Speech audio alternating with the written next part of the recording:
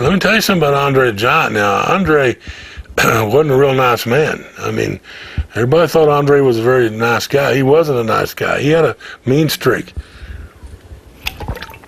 And he was very arrogant. You got to remember something. I was the one that worked with Andre when they brought him over from Montreal. The Vachons Grand Prix Wrestling brought him over. Jean Ferry was his name, Andre Roussinoff. And they brought this big kid over, and he looked good, too. He was about 340 pounds. Oh, he was awesome, big monster-looking thing. And he was either me or Jonathan, Don Leo, were going to work with him across the United States, across Canada. They picked Jonathan because I wasn't available, because at the time I was working in Indianapolis full-time, too, and I couldn't get the dates. So I got Andre ready for Jonathan, and Jonathan was stiff. Jonathan could handle Andre real easily. Jonathan was one of the strongest men I've ever met in my life. Not so much on the weights, but physically in the ring. If you ever grabbed hold of Don Leo, he could just hurt you. He could pick you up or put you, like Art Thomas. He had this ungodly tendon strength. But Jonathan was a huge man, 6'6", beautiful body, much better body than me, just good-looking sucker too. Was in Hollywood, Don Leo. Another one of my heroes, Don Leo. As a matter of fact, Don Leo was actually thrown off the set one time. He tried out for Tyson. He was going to be one of the Tyrsons, and he was going to be a country and western star, and he was on the set with John Wayne, and John Wayne had him remove him from the set because he was too big, too huge. He made John Wayne look sick. I mean, that's how big. Y'all know who I'm talking about, Don Leo? Huge, huge man. Awesome-looking individual, John. So anyway, I was a setup guy that got Andre ready for Jonathan to work with, and so I was the first American that Andre worked with. And I knew all his little idiosyncrasies and all his little things. And Andre drank a lot. And I hate to perpetuate the myth that the Giant was a nice guy, but he wasn't. And I knew him as bad as anybody. And he got to drinking. He had a mean streak in him. And I had to deal with him on 2 or 3 occasions. And it wasn't all lovey between me and him in the ring. I did my job, and then the job was to put Andre over, of course, and because he was the Giant, and sometimes I did, and sometimes I didn't. And one time in New York there, he got a little tutti frutti on me there, and he looked kind of silly in Madison Square Garden one night. And he had to go for a DQ, and he could have had a win.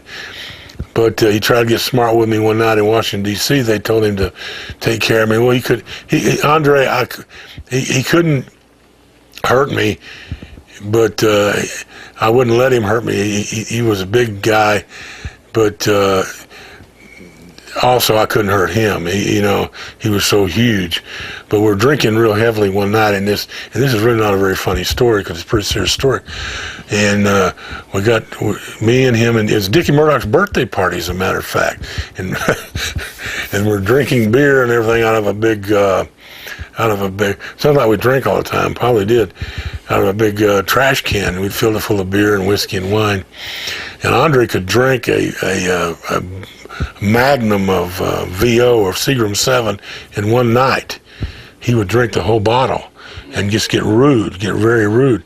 So he asked me, he said, I think I want to fight you tonight. He said to me, I think I want to fight. And I said, what brought that up? He said, well, I want to fight, but I want to make a rule. He said, you take boots off. You promise not to put boots on me. I said, you big goof. I said, if I have a fight with you, I'm going to put everything I can on you. And we're having a discussion about the rules of a fight now, see? This is so stupid. Fights usually start, right? Well, he's trying to set some ground rules for this. He said, promise me you won't put the boots on me. I said, well, I might if I start getting hurt. So he says, no, I want to fight. I said, okay. So I kicked my boots off. So I said, well, let's have one last drink and celebrate each other and kampai or cheers. So I pour him a drink and I have one. And just about halfway through the drink, just so he got his halfway down, I let him have it. I said, if I'm going to go down, I'm going to get the first shot on this rascal. Bam, boom. I knock him over the bed, tears the bed. We're in the Howard Johnson's, tears the bed down. That does a flip. It's a heck of a punch. Does the flip over, boy. One of my better punches. Boom, over he goes, and I go right over on top of him. That sucker kicks out. Boom. He almost threw me to the ceiling. I was like a spider. I went to the ceiling when he kicked out. he came up. He can't fight, but he come up shoving it. The wall. We're on the beach. We're on a beach, and you know when a beach has sliding windows, sliding doors. We went through those. Boom, busted them down, and amazingly enough, they didn't break as we went through with them. They broke when they hit the ground, and we bust the whole wall down. The whole wall and door comes down. Boom, and we fight outside. We're rolling around on the grass. We're rolling around on the grass out there. And fighting around, and I can't move. You can't do nothing. And at Virginia Beach, you guys ever been to Virginia Beach? There's a wall there, a concrete wall, rock wall, right? It's made out of stone. I push him against that, and arch his back against that, and shove with all my might. And we both went tumbling down to the beach, which how big is it? 6-foot drop, 5-foot drop. To the beach. Boom, we fall, knock the breath out of both of us. I fall on top of him, I roll over, I'm hurt. And he says, you quit? I said, no, you quit. No, you say you quit. I said, no, you quit. I said, okay, I quit.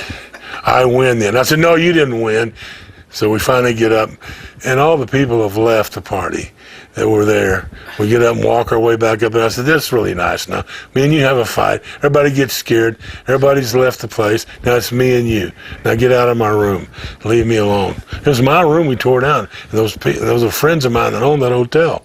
I had to go get another room, call there that night, call Marianne, who owned the hotel, a good friend of mine, and tell her, all right, whatever it is, let's just whatever it costs, I'll fix it. Just fix it.